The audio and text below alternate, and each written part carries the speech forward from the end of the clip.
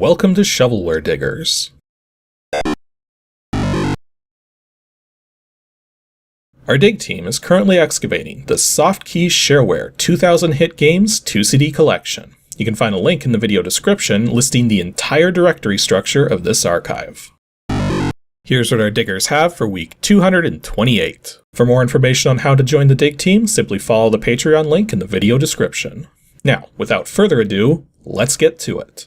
First up, we have a new digger, Richard Ward, who's dug up DOSGAMES /PD1/PZLR. Personal Zone Layered Reality? I don't know. It's gotta stand for something. Oh, Puzzler. Yeah, that makes sense. PZLR Puzzler. It was apparently a dictionary file from the looks of it. That's pretty much the bulk of the space taken up here, because the executable is very small. That's usually not a good sign, but there's a register.doc, it's puzzler.doc, so let's edit puzzler.doc and see what we have. So Puzzler version 1.0 by Acropolis Software, or more specifically, Robert Baguette, or Baguette. No, I think I got that right. Baguette. Or Baguette? I want to say Baguette, like B-E-G-U-E-T-T-E, but I think it's more like Baguette. Yeah, that's a tricky one. Apparently it's a puzzle solution helper. Provided as is, all that stuff. I find it interesting that we've got like a table of requirements here, table of contents here, because it does seem like there's some printer formatting going on, but it's not a very big document. So anyways, Introduction. Puzzler version 1.0 is a program to help you solve word puzzles that you have found yourself stuck on. It is designed mainly to help with anagrams and crossword puzzles, but I am sure there are other uses for it, such as cheating at Hangman. Maybe. I'm not even sure what this program's going to do at the moment. With Puzzler, you can find all the combinations of an anagram that make proper words and abbreviations, or you can have a search of all known. Okay, so I see what this is going to do. So it's saying that it helps with like anagrams and crossword puzzles, and it's saying that it's going to find combinations. So what I'm guessing it's going to do is it's basically just a word lookup thing, but you provide it the length and the letters, and then it looks through its dictionary and figures out which words in there correspond to that. Because it says right here that it knows a little over 112,000 words and abbreviations. That's actually kind of impressive. But in any case, it also says here that the registration fee is $10. And then it has all the details there. So yeah, requirements, 256K of RAM. The thing barely took up like 13K. Well, I guess it would need space to load the file into memory. So yeah, this is going to need like virtually nothing to run. In fact, it's probably going to be mostly...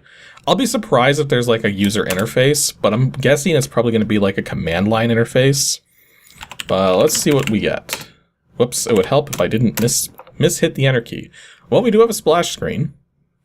So let's see, there's scrambled and pattern search, and help brings up, well, it tells us what they do. So scrambled will allow you to find all the words that can be made from a list of letters you give Puzzler, very helpful for solving anagrams.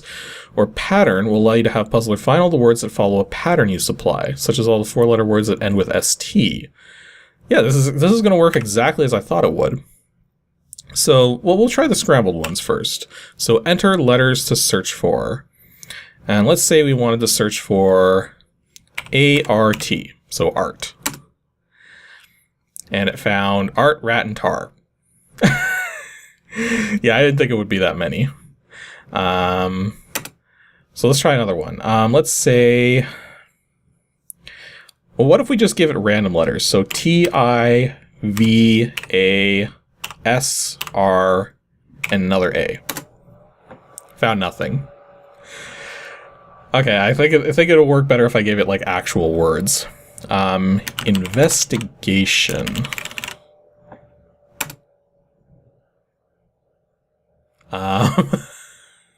It only found there wasn't its dictionary though. So yeah, I guess it would have to be the exact same letters, wouldn't it? So it would have to be words that can be made into different words. So if we say like boots, That gives us boost. Yeah, this doesn't really give a lot of potentials. I tried the word travel and it came with varlet. I don't even know what that is. Okay, this one comes up with a good number of matches. So pools also comes up with loops, sloop, and spool. So yeah, I can see how that might help for that kind of stuff, but I think the more interesting thing here would be the pattern search. So if we wanted to say, well, actually, I don't know how exactly it wants me to put in the pattern though. Okay, so looking at in here, what it wants you to do is it wants you to use an asterisk to indicate wildcards. So you basically, yeah, if you put in something too general like all that, it's just going to give you every 5-letter word, and might not have enough memory to keep them all on screen. So the idea is that you use asterisks in place of characters that you can be anything. So let's go back into it. I'll do pattern search. So now let's say we want the pattern star S, star star S. So the second letter and the last letter have to be S. And it's a 5-letter word. And that gives us ashes, asses, S's, isles, MSECs, stars, and users. Now I'm pretty sure MSECs would be an abbreviation for milliseconds. But it did say that it had abbreviations in its thing as well, so that makes sense. Or let's say every 6-letter word that ends with ing. That was probably a few too many. Okay, how about every 7-letter word with a T at the start, middle, and end? Oh, I actually wasn't expecting that to pull up much. Tartist, tautist, and tritist. Yeah, those are all words, definitely. And then, just for fun, how about every 10-letter word that starts with X? So, did I get that right? 8, 10. There we go. And, wow, it's actually 7 of them. Xenophobe, xenophobia, xenophobic, xerography, xerophytes, xerophytic, and xylophones. I should have known that last one. So that was Puzzler, a simple $10 tool for helping with word problems, a couple kinds of word problems. So yeah, I guess if you're the kind of person who likes to do like word searches and stuff or crosswords and you sometimes get stuck on things, this definitely help you out. I would say that this isn't going to like completely cheat your way through it, because if you just give it like something like this, because you need to have a particular 7-letter word, well, guess what? That found count is going to go up pretty high.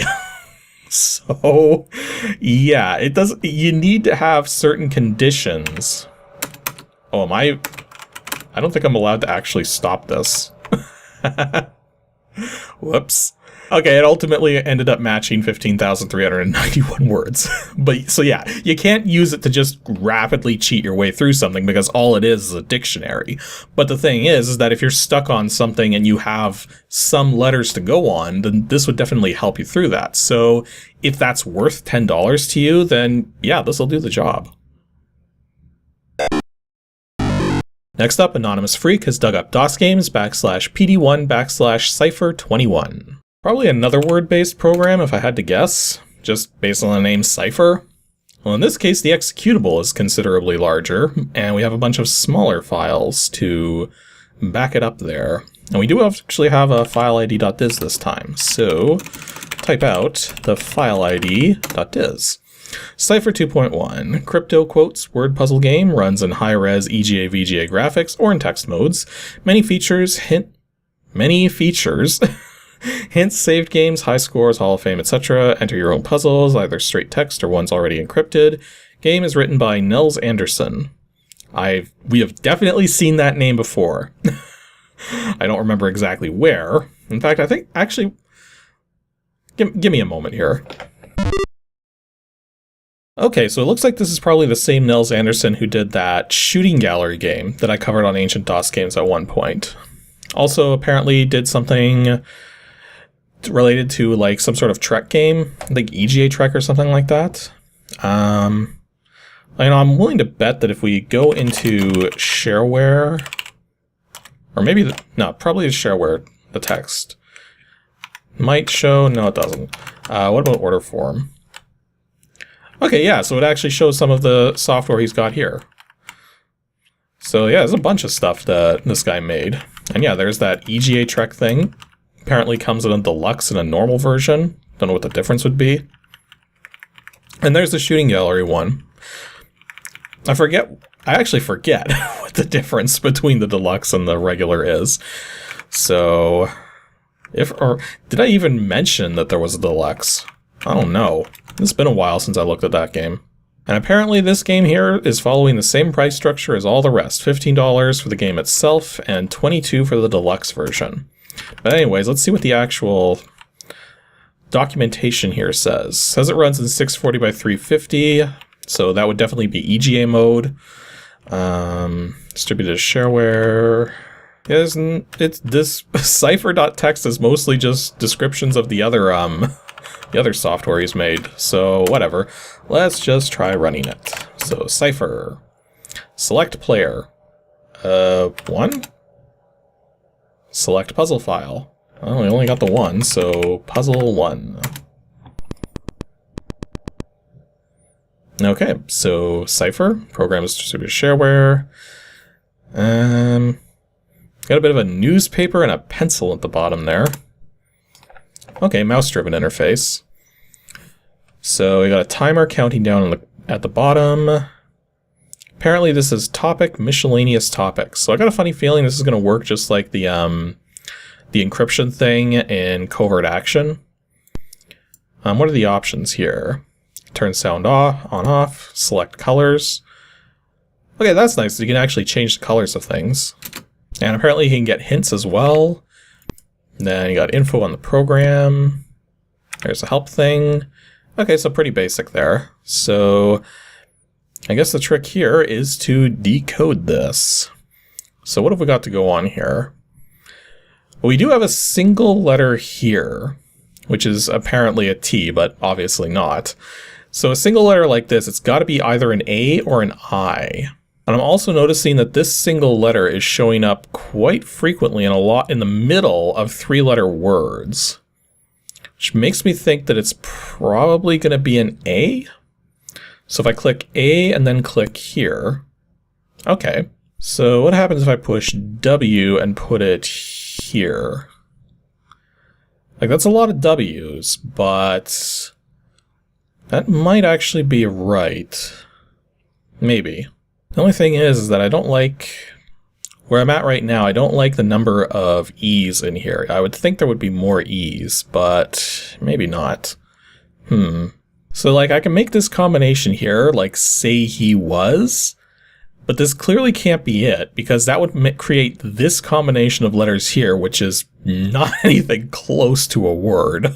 Also, it just occurred to me that this word here, this 2-letter word here, also appears at the end of the same sentence. So that means this probably isn't he. What would it be? Like, I feel like I'm making some progress here. Like, if I put the word 7 down here, then it almost seems to reveal a few interesting patterns going on.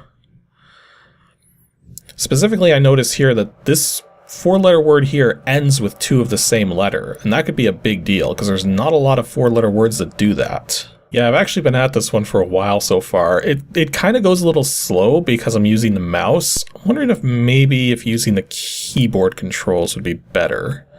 Because in this case, I can just push the letter that I want, and then the letter I want to put in its place. I think, because that's the way I'm used to doing it. But I'm kind of running low on time. I don't know if I'm going to be able to finish this fast enough. Okay, the other thing that's kind of messing me up here is that I'm used to hitting the letter on the puzzle that I want to replace first, and then the letter I want to put in its place, but this actually works the opposite. You have to select the letter you want to put into place first, and then where on the board you want to put it. And that's completely messing me up on the keyboard controls. So I think I'm just going to call this one here, because this is functionally difficult for me to use because I'm so used to doing it in other ways. But, like, I mean, it seems to work out fine. So I guess if you wanted to spend $15 to $22 on a program for doing these kinds of puzzles, then this seems to work fine. It's just my what do you call it?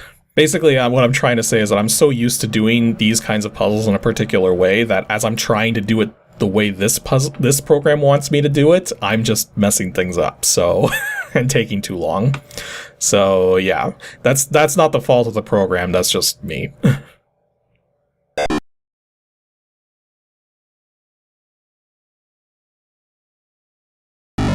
Our next dig from Michael Madsen is WINGAMES /miscellaneous /PDice11.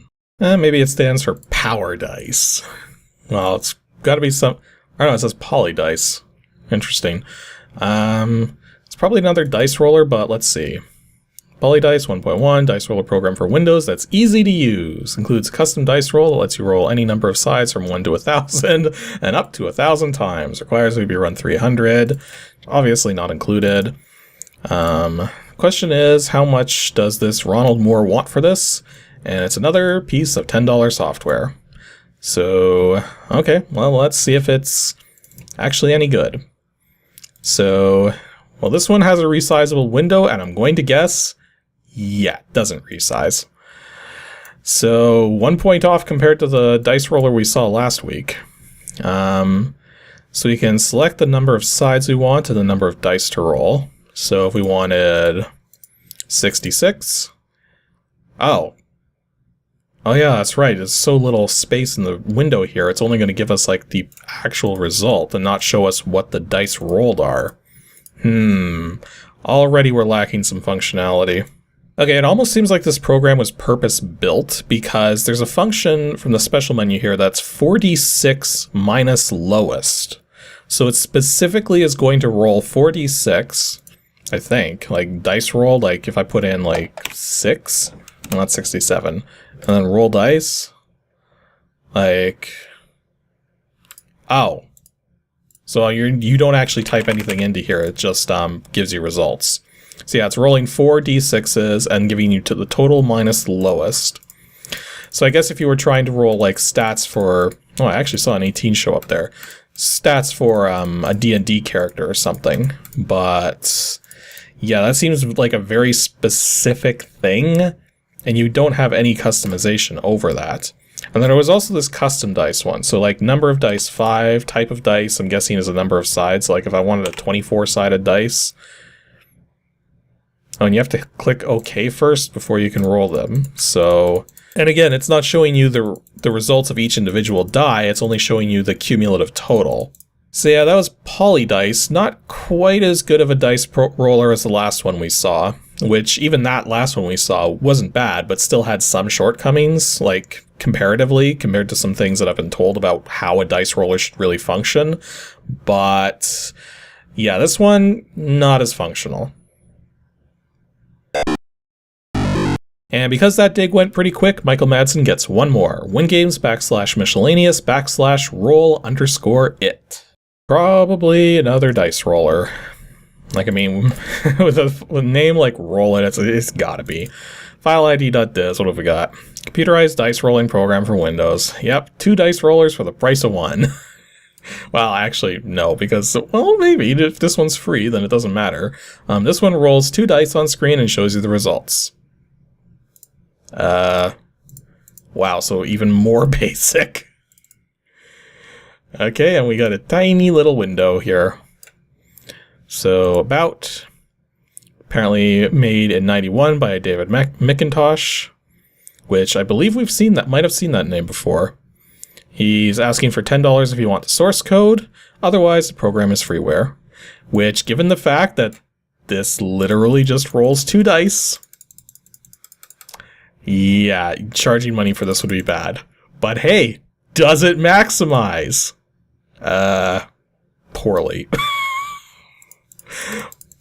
But hey, like if you want to roll a couple dice, yeah, this is not worth money. So very good that it's freeware.